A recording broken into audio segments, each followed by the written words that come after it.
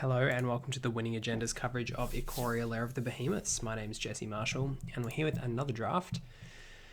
After going 7-1 in the most recent draft, we're now hoping to continue that here. We did reasonably well in the most recent sealed as well, which was good. So I feel like finally getting our feet a little bit in this format, but I'm sure everybody else is as well, so there are no guarantees. Slither-Wisp is extremely sweet. I mean, drawing cards and draining your opponent a little bit whenever you play anything with flash, of which there are quite a few in this format, is an extremely good payoff. Black is a perfectly reasonable place to be. Double black and a blue is not too much to ask. Other picks include Boon of the Wishgiver is very good. Easy Prey is very good. Grim Dance is very good. Blade Banish is very good. And then it kind of drops off a little bit. Fire Prophecy obviously is extremely high pick a lot of the time.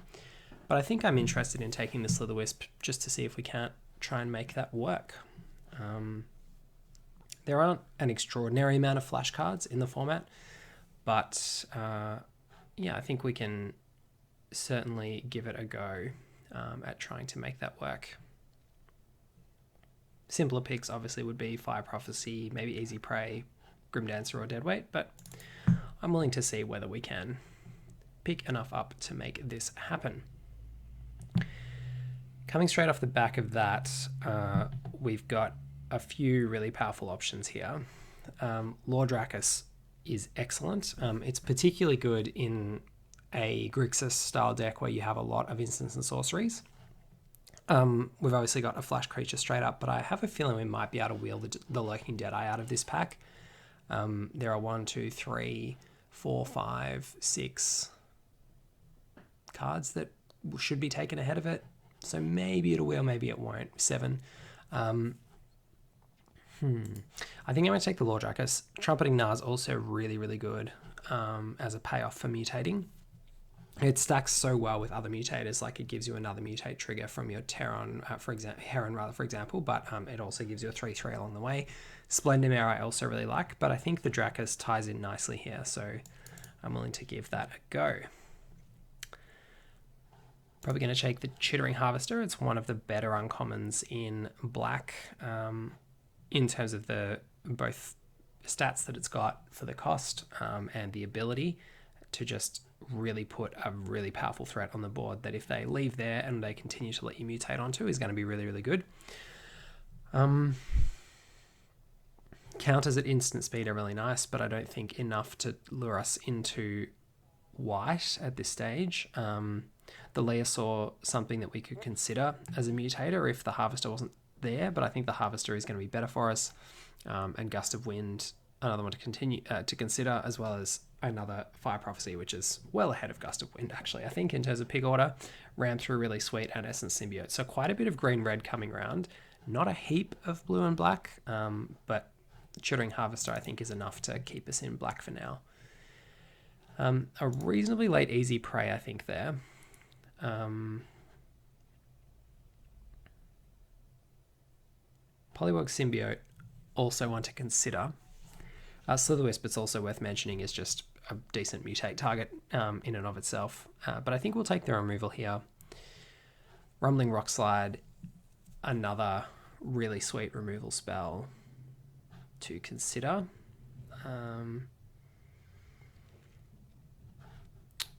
But I think we'll take Easy Prey just for the fact that it says destroy rather than dealing damage. But Rumbling Rockslide is a lot more... And the fact this has an out.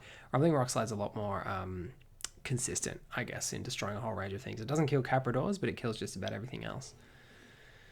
I'm going to take the Easy Prey just because it's black, because we may not end up playing much red because of the Dracus alone. We may just end up playing that as a blue card. And this is kind of the reason why that's the case in this pack, because we can pick up pretty strong cards like Pacifism off color, but we do have a couple of good on color options here. Deadweight, which fulfills a pretty similar role to Easy Prey, or Thieving Otter, which is a nice threat and a nice mutate target as well. So I think I'll take the Thieving Otter here. Although I am pretty tempted by the Deadweight and the Pacifism. But yeah, let's just stay on target a little bit in terms of colours for now while we can. Probably Glimmerbell. Mothra's Great Cocoon. Not one that I've seen really pay off. Like, it's a terrible top deck, and just in general I think is a little bit too difficult to include in your limited decks. Probably one with more constructed applications, if anything, but even then, probably below the curve. Do we want the Facet Reader more? Maybe we do, actually, since we've got the Lordrakis. Yeah, let's take that. It is a human, which is unfortunate in some respects, but it's also not bad.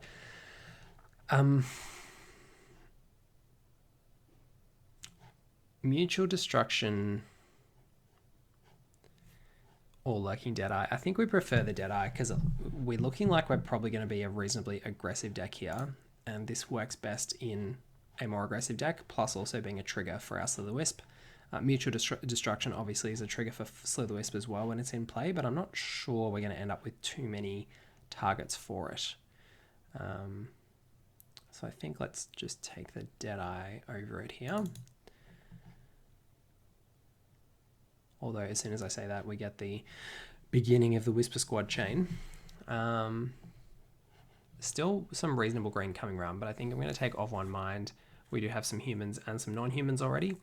And this has just been a card that I have enjoyed having in my deck. And if we can recur it with Lordrakis, even better. Easy Prey number 2 over the Glimmerbell, and Dust of Wind I think falls a little bit further behind that. Jungle Hollow, worth a shout out, especially since we're probably expecting some of that decent green to wheel the second time round in this pack, but I think we'll just take the Easy Prey for now. Might take another Facet Reader. Essence Scatter might be okay in the kind of flash build, and if we've already got a Facet Reader to dispose of useless counterspells, then perhaps that's all right. Yeah, I think we'll take the Essence Scatter. I haven't gone into that kind of counterspell style deck yet, but Pyroceratops is a card that if we do end up in Grixis could be useful, and we pick up the second Facet Reader anyway, and a Dranith Stinger, just in case we end up with a Cycling Matters theme, which is always possible in these colours. So we've got a flashy creature, no other spells with flash, other than the Cry Station, which hopefully we don't have to play. Extinction Event, I think we can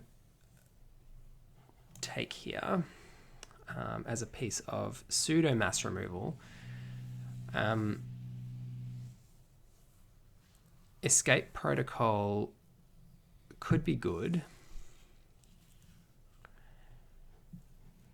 Archipelago is amazing, and Insatiable Hemophage is not as amazing. So it'd probably be Archipelago or Extinction Event, but I think Extinction Event is powerful enough that we can go ahead and take that. Even though it's a sorcery, yeah, let's just bag that, and then hopefully we can, Archipelago is never going to wheel, but hopefully we can wheel something reasonable out of that pack, because there were quite a few decent things there. Channeled Force, we're not going to be taking. I think we'll take the second Chittering Harvester.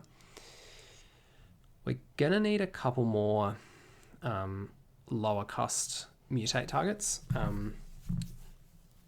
but that's okay. We'll hopefully wheel this Saltwater Cliffs out of this pack, although it's not the highest powered pack that I've ever seen. We might wheel the Bushmeat Poacher though, which could be okay as well, although probably won't make the cut, to be honest, in this deck, but Yeah, well, the Startling Development could also be okay. Titan's Nest, not necessarily bad. Bastion of Remembrance. Not really feeling that in this deck.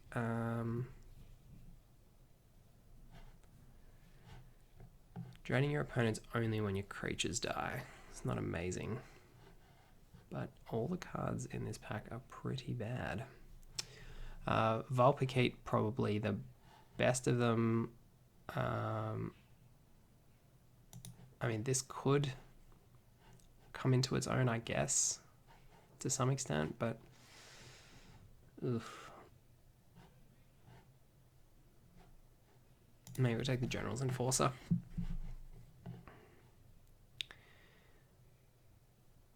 So here we've got another shot at Escape Protocol if we want it. We haven't got a whole lot of Enters the Battlefield triggers. We've got some Mutate triggers. So I think we'll probably take a Mutual Destruction because it now has Flash, which works with Slither-Wisp. It has Flash, rather, which works with Slither-Wisp. And while we are a little low on soldiers, we can pick up some things like Night Squad Commandos potentially later. Glimmerbell will be one we hope to wield. Blade Banish, where we are passing up. We haven't committed to not being in white yet, so Swallow Whole or Blade Banish could also be decent picks, but let's try the Mutual Destruction and see where we end up. I think I'll probably take Boot Nipper out of this one.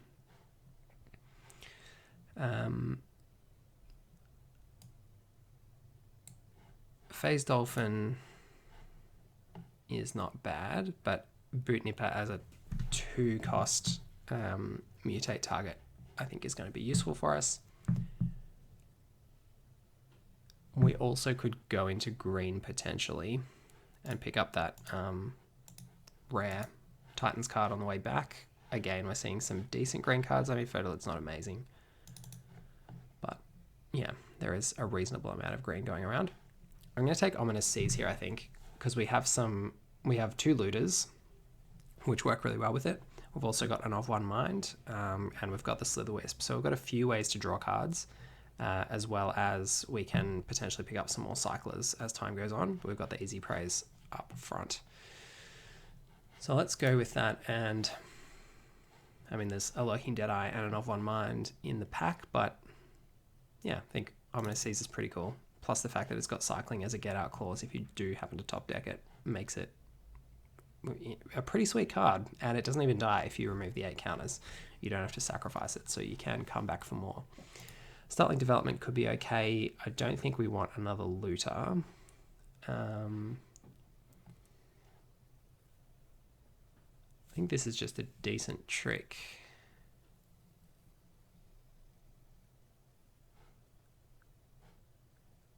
Don't really want the Gloom Pangolin, and again, I don't think Escape Protocol is really going to do it for us.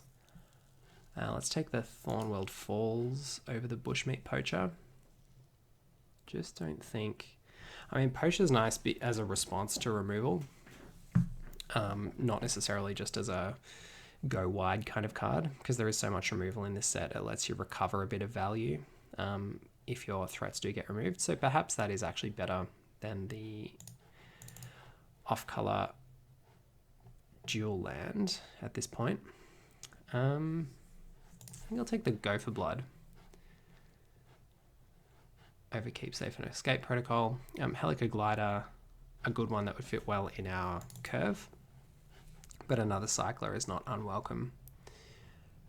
Gust of Wind, we haven't got a heap of flyers, to be honest, for a blue deck yet, but hopefully we manage to pick some up in pack 3. Not going to take the other Bushmeat Poacher, so yeah, I think we'll just take the Gust of Wind. It's okay. Cry Station, probably not going to happen, especially with so few flyers. We'll take the Titan's Nest just in case, but I don't think it's going to work out. And there we go, a flyer. That's nice to both mutate onto and also trigger our Gust of Wind. So we did wield the Glimmerbell, which is good. We'll take that Fertilite just in case. we do end up going into green in pack 3. The Ozolith. Not a card that I like to play. Probably take the Lordrakis again here. Gives us a way to recur, a few decent cards. Recurring Extinction Event could be powerful in the right circumstances. Recurring Easy Praise could also be alright.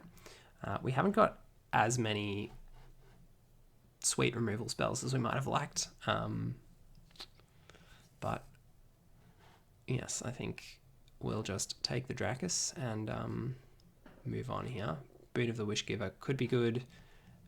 Thieving Otter would be good to wheel. Rumbling Rock Slide's obviously strong. But unfortunate lack of power in our rares so far in this draft.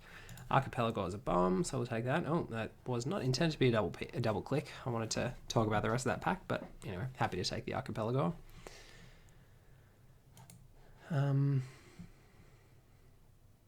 So there has been a lot of powerful green and white going around in this draft that we have missed out on. But I think in the main we've still ended up with the right deck considering where we were heading.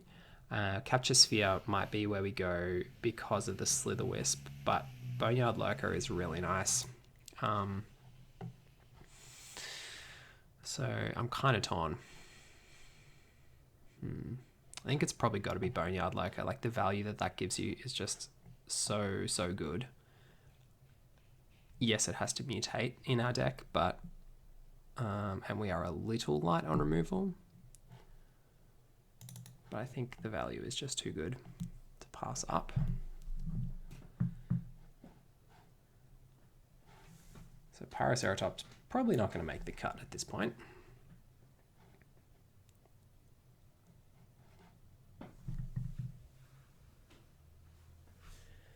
And we haven't got too many triggers for our Slither Wisp, unfortunately. Although, as we say that, we get one of the better ones. We could also potentially pick up a Blitz Leech later on down the track. Neutralize, not a bad one, but yeah, Pouncing Shore Shark, exactly what we want to see. A sweet, flashy mutator.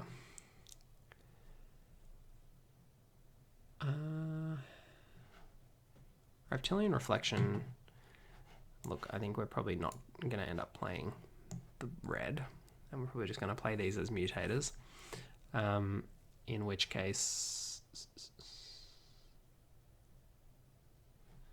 I mean, Corpse Churn's okay. It's pretty bad though. Like it's a 1-for-1. Yes, it's an instant. Crustacean's also pretty bad. Maybe we'll take Reptilian Reflection just in case. Nah, we'll take Go for Blood. We might. We haven't got any. Ooh. Void Beckoner. Yep, I think I'm happy with that. I was going to say we haven't got any fixing yet, and we're probably not going to pick any up for the remainder of this pack. Wingfold Terran is not going to be our 6-drop of choice, but this handy little Death Touch counter and Cycler, I think, is going to work out reasonably for us. I'll just take that.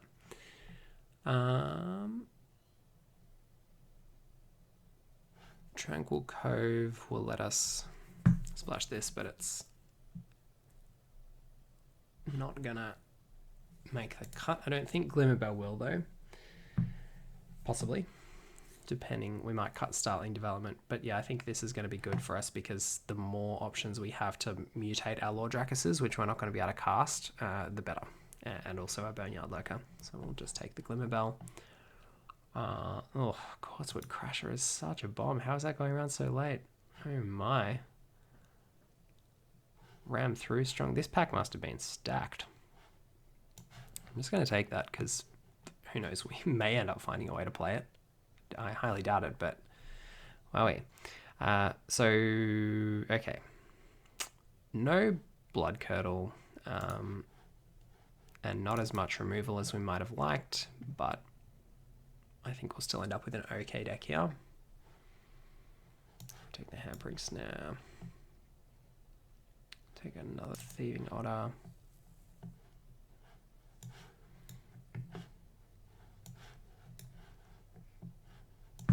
Yeah, I mean, those escape protocols, the many escape protocols going around, we could have built some kind of deck around those if we'd had some more Frostlinks or something else, which gives us a enter the battlefield boost. But the cards we ended up with just don't really quite get us there. We haven't got a whole lot of ways to make use of the Slither Wisp, but even one trigger off it could be good. So we've got 1, 2, 3 cards that will trigger off it. So I think that's probably enough to play it. Ominous Seas is going to be nice. We'll probably cut this Startling Development. That's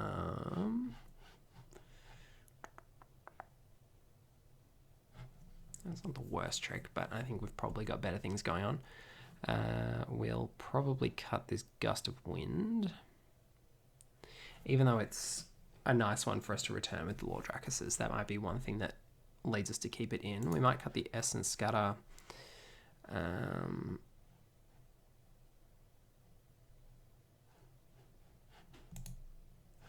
we 19 creatures, so we can afford to cut a couple of creatures, and we've got a really large top end here of 5 and 6 drops. That's not too bad, I guess. These are both 5 drops, hopefully. And this is just a cycler of sorts. Bushmeat Poacher might not make the cut, unfortunately. And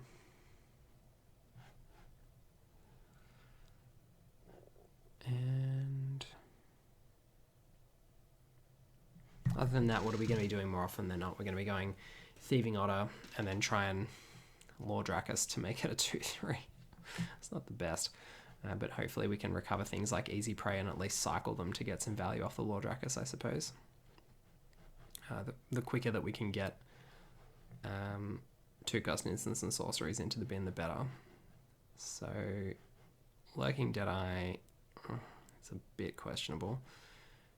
Gust of Wind, we don't have all that many flyers, but we do have 2 Glimmer Bells as kind of bases for our potential mutate stacks. But that's about it. So maybe the Gust of Wind doesn't make it, and Essence Scatter is actually better for us if we're going to be laying down 2 and 3 drops more often than not, and then potentially sitting on this to counter their higher drops, as well as having Lord Dracus. Like if you go turn 2 drop, a 2 drop, then a 3 drop, counter something, then play Lord Dracus and have the counter up. That's pretty good. Or even use the Essence Scatter on turn 3 and then Lord Dracus have the counter up on turn 4. We're definitely not gonna cut any of these. Space Godzilla to give Death Touch. Yeah, I'm not sure. We need that. It's another good thing with Ominous Seas in terms of another cycling card, but it's not necessarily gonna do a whole lot for us. I mean, I guess it allows Glimmer Bells to kill 2 X's on the block.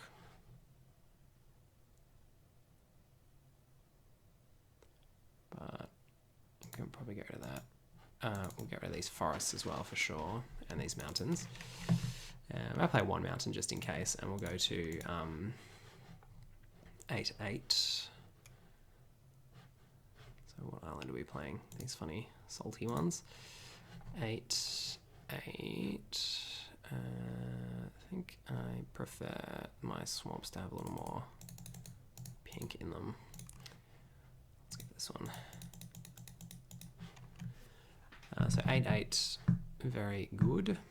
8/8/1, don't think we need the green for the Boneyard Lurker. Do we want to cut a land here? Probably not. I don't think we have quite enough cyclers for that, although we do have looters. But looters reward us more for playing 17 land, I think. We could cut one of the looters, potentially. Yeah, maybe we just play 1. I mean, it does work. They do work well with Ominous Seas. That's the only thing. But that's probably it. I guess they work well with Boneyard Loca and Lordrakis as well to give us a bit of potential value. Yeah, I think if we've got double Lordrakis, we probably want to play double Looter. It might be that Mutual Destruction doesn't make the cut here. But the fact that it triggers Slitherwisp and the fact that we can throw a Looter at something in the mid to late game might be enough to keep it in. Maybe we'll cut the Essence Scatter and just rely on recurring things like the Easy Prey. I think that's probably the right call. Cool. Well, we'll head to round one. Thank you for watching the draft. I've been Jesse Marshall for the Winning Agenda. Looking forward to hearing your feedback, hopefully in the comments, or any thoughts on the picks or the drafting process. Cheers.